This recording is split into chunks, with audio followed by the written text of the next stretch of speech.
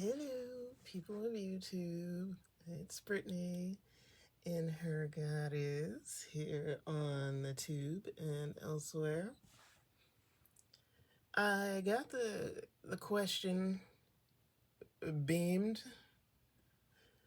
What's the point of mysticism? And the answer is a life that responds to the existential dread that people feel, the stress, the confusion, the distant feeling from the heavens. The response is mysticism. That's different from religion. Religion is faith. Someone else experienced something, and I believe them, and so I'm going with that. These stories have been passed on to me, and I believe them, and so I'm going with that.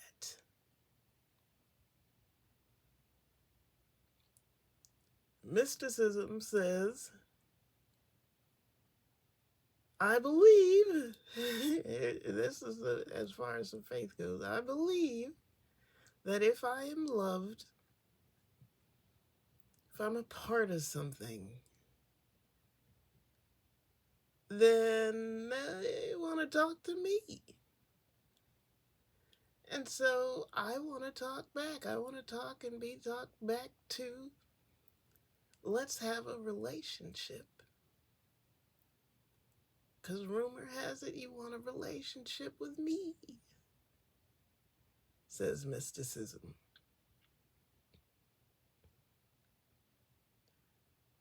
What your relationship is different depending on your spot. This is why it's interesting, a lovely thing to witness people's perspective with God. People that say, I'm God's child, I'm God's son, God's daughter. God is a friend to me. God is everywhere. It's, I heard folks talking about being God's lover, God fan, fan of God, big supporter of God, the God force, a soldier, a warrior. And it's like, I had to fight any lovers.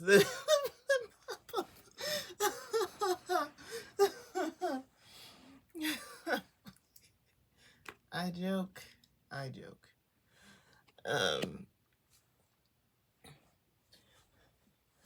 But anyway, what's the point? That question comes up when one of us diviners has mystic somewhere in our name. I've definitely done it. If you would call yourself a mystic and you work with divination, people wonder, what can you do? What can you know? If you got all the answers, or you have access to all the answers, why does it seem that the whole demographic of mystics trends towards poverty-stricken? Trends towards not looking like one has all the answers at all? or might give answers in a really cryptic way. It takes 100 years or more to figure out what the mystic was talking about. People are like, I ain't got time to waste like that.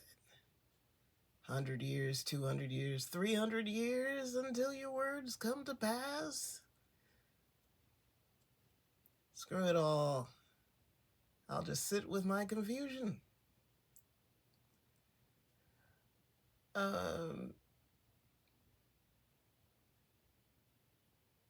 Nobody, not one, gets all the answers while being a human. That's just not part of the experience.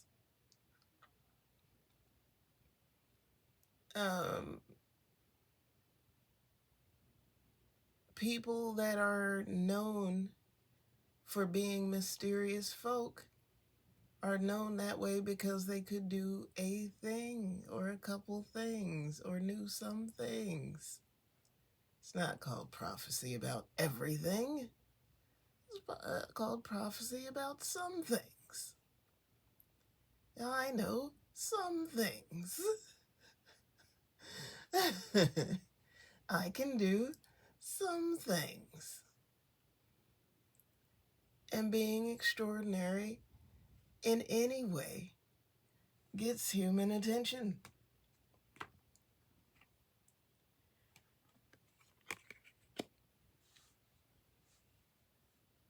But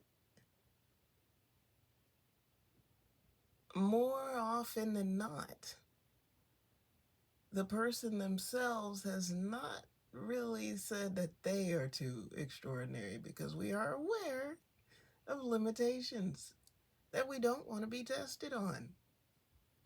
Can you fly? Well, no. Why not? Since you're a magical person. Well, apparently that wasn't included in the toolkit. The heck? I could fly if I get in an airplane. Can you make yourself invisible? Yeah, if you close your eyes, you won't see me anymore. That's an easy one. This is, it's wild stuff. Because the turbulence, the struggle of still feeling like there's things that you wish you could do or want to do, or there's some areas that you might be lacking. Yeah, you wish to spontaneously fix it, but part of the experience is living with whatever the limitation is, or figuring a way through the limitation. And the faith part is being like, and this is a kind of new thing, because in olden days, you were not expected to have a good time figuring out what you're supposed to do. You're not expected to have a good time at any time during your life. For some folks, it's new that people are like, I want to be happy. At least sometimes, or eventually, if not as often as possible in this life. I want to feel happy. I want to feel satisfied. I want to feel at peace. I want to feel purposeful. I want to feel like I'm in the right place. I want to feel certain about something or other. Sometimes, at least, if not as often as you can possibly manage, I want to feel certain about something, if not everything. Something, as many things as possible, all the time.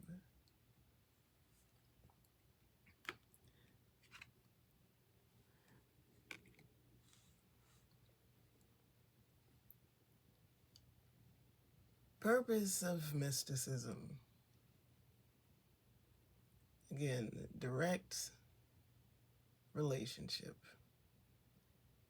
And the living proof is your experience. So mystics don't really go around looking for people to believe them. They move around and some folks witness them. That's it. There you go. That's it. Some folks see something mysterious happen. They witness something mysterious that happens. And for other people, it's just going to be legend because there's only so much time. There's only so much travel that the mystical persons are doing. So there's that. You might be direct experiencer. You might be a legend teller or a legend hearer from somebody that directly witnessed. Or you might be somebody that's got to go off of faith. And that is all right. A lot of people go with religion. Sufism? This is a religion.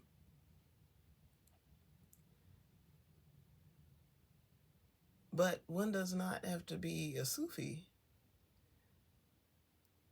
to be mystical, mysterious.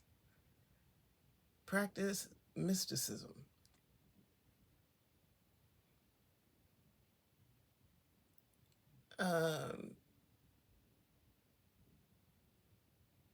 Gnosticism is similar, but there's an arriving at truth or breaking the code, hacking the matrix. That experience is occurring through the intellect. There's study. There's a whole lot of research. And I think that at some point, like I don't know, your brain just starts connecting dots because it's been programmed for dot connecting. The habit of dot connecting starts to become an autopilot thing.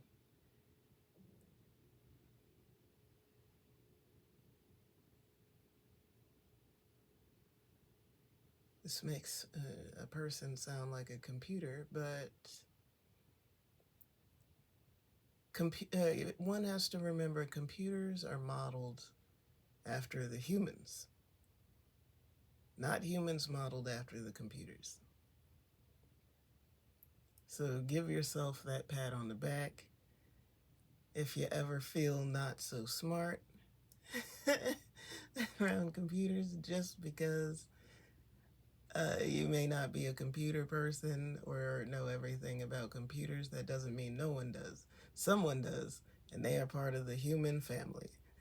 So the computer brain was modeled after human thinking. Someone thought at a certain speed and would love for a computer to operate at that speed. Someone had such and such information and thought that would be great for it to be compiled on a computer or on a server, accessible on a cloud.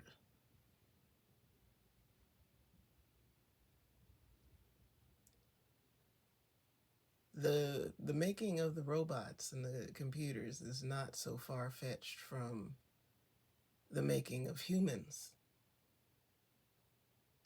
It's just it's different forces operating under the same umbrella of human experience. There is human experience oriented towards the making of new things to preside over, and there's human experience and recognition and appreciation for what has already been made. You can do both. You don't have to say that everything about the past or everything that's natural sucks and technology is of the future. You don't have to say technology sucks and we should only uh, accept what nature provides. Both is good. Both have things that one would complain about. With new things, with progress and technology and all that, there are things to iron out.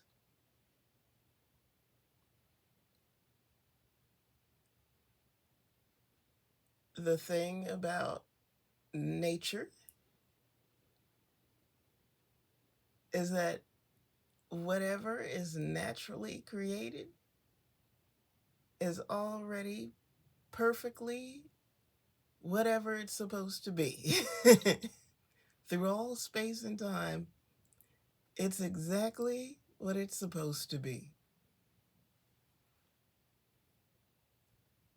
When it changes, it's something else. It might change form into something that already exists, might change into something new. But there is perfection in nature.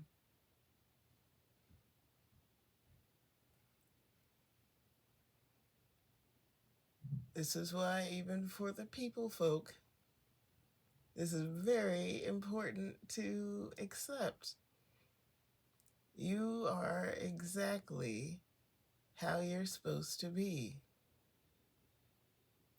If you feel compelled to change something, change it.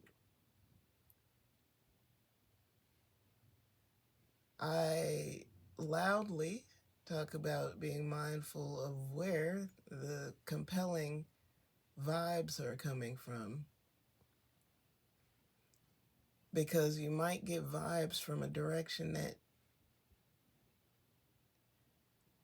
doesn't make much difference to you. This sounds so mean, but doesn't make much difference to you, but you make a difference to them. So what's an example of this? An example of this that I have participated in plenty. Changing your hairstyle for a trend, and people in your immediate vicinity don't really like it. Maybe they don't like it at all. And now you feel silly, because maybe you don't really like it either, but but it was trending. Something about it was trending. The look, exactly, or that kind of vibe, whatever. You made a change. It's hair. It'll grow back, but it takes some time. So you've got to live with your decision. And in your immediate vicinity, either nobody cares or they think it sucks. That is acting on an urge You were being compelled from quite a distance. It didn't have anything to do with anybody in your immediate vicinity. That hairstyle didn't help you get a job. It didn't attract your crush.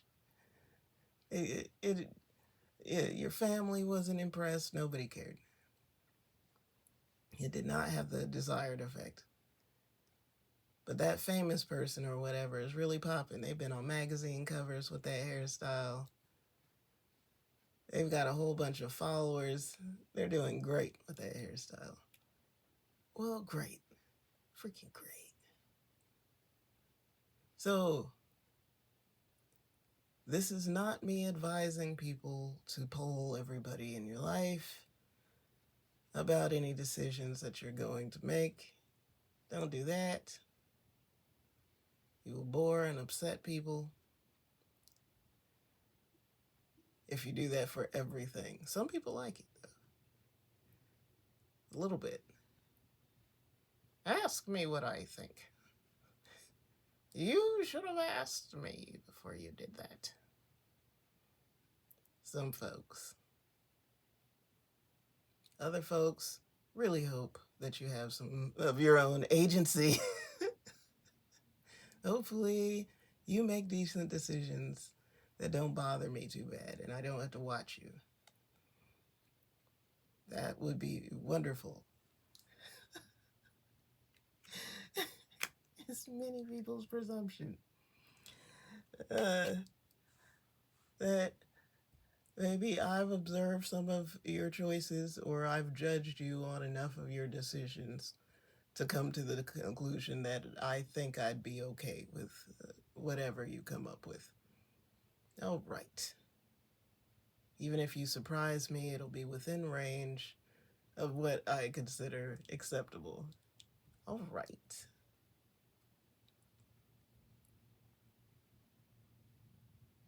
So, anywho, lots of folks moving towards the mystic experience. That is the closest way of defining this. Being spiritual, being a mystic.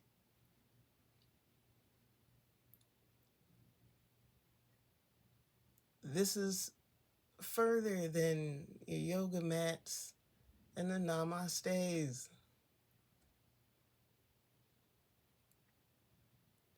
Because many don't live that experience. You may hope to, but not quite there. Hoping that maybe by doing it, you'll get there. But this is not a forcing yourself to do stuff kind of practice. Sometimes you're doing something that might be uncomfortable, might challenge you, or maybe you don't want to. Other people wouldn't know that, though, unless you announce yourself. Which may or may not be part of your process. Letting people know you are quite unthrilled about what you're going through or what you're working on, the stage of your process, something that's pouring through you.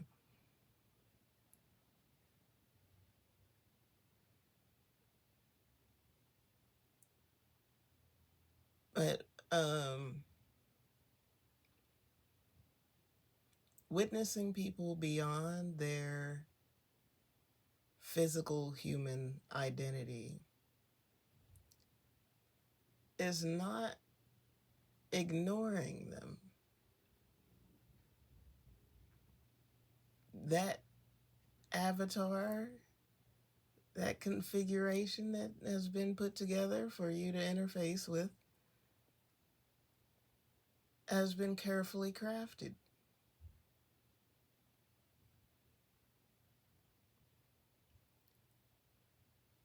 Or observers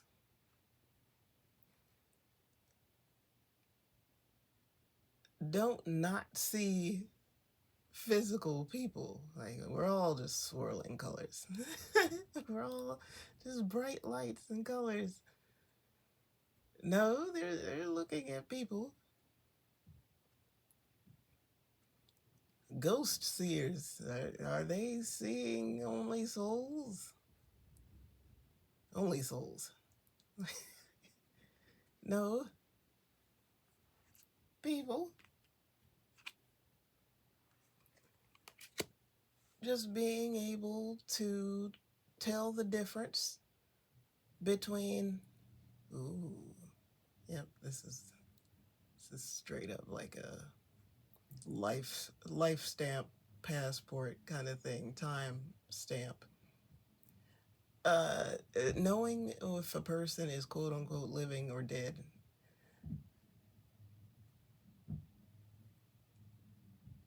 It's like your identity, who you are, has your times of being a physical body dwelling person on Earth, on the surface of the planet.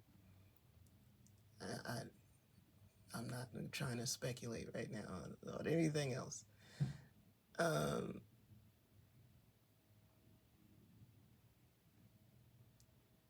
and this is, I'm like, why is this important? Like, what?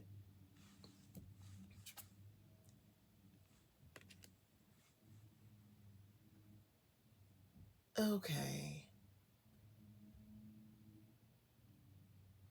So, say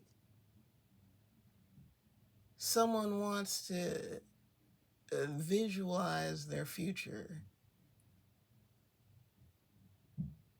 they're manifesting. So they're trying to visualize a time, which is actually just like doing psychic work, basically. It's said like you're making it happen, or you are conjuring it or making it up, but you are accepting the vision of the future. A yay or nay, if it can vibe with you. If you can vibe with it and you can feel it, then you will follow the track of it, just like a cartoon. Cartoon animal floating on the smell air towards the pie.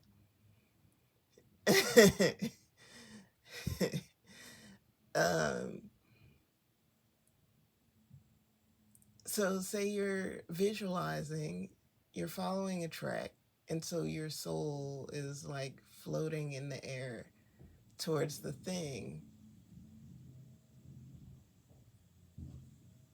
The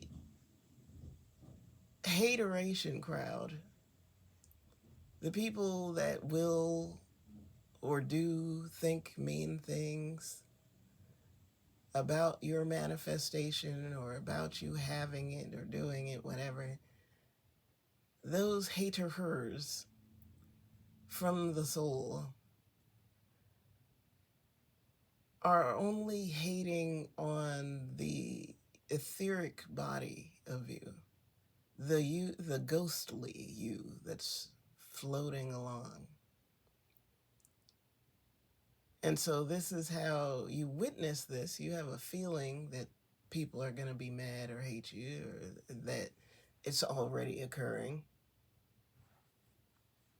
But the people might be nice to your face, or none of this hateration may land in a physical way. Like, you might not end up in fights, or the folks might already be gone from your life by the time that you you live the experience. It might have been already sorted out, whatever. But these are people that are shadow boxing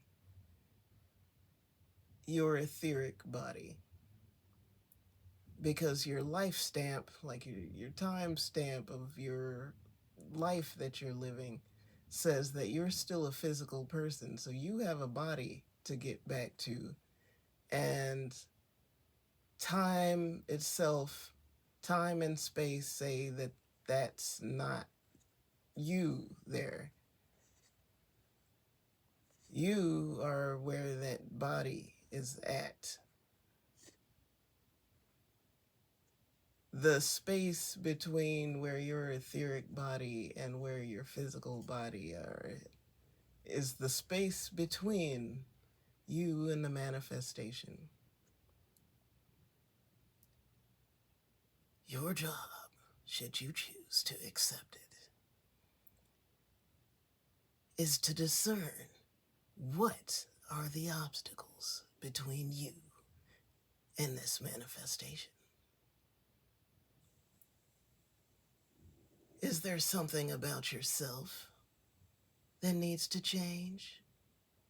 Is it a certain time? Do you need to be in a certain place? Do you need to acquire additional skills? Do you need to acquire a certain level of confidence? Do you need to acquire a certain volume of support? Cohorts along the journey. What do you need to be in alignment with your etheric body already located at your manifestation destination?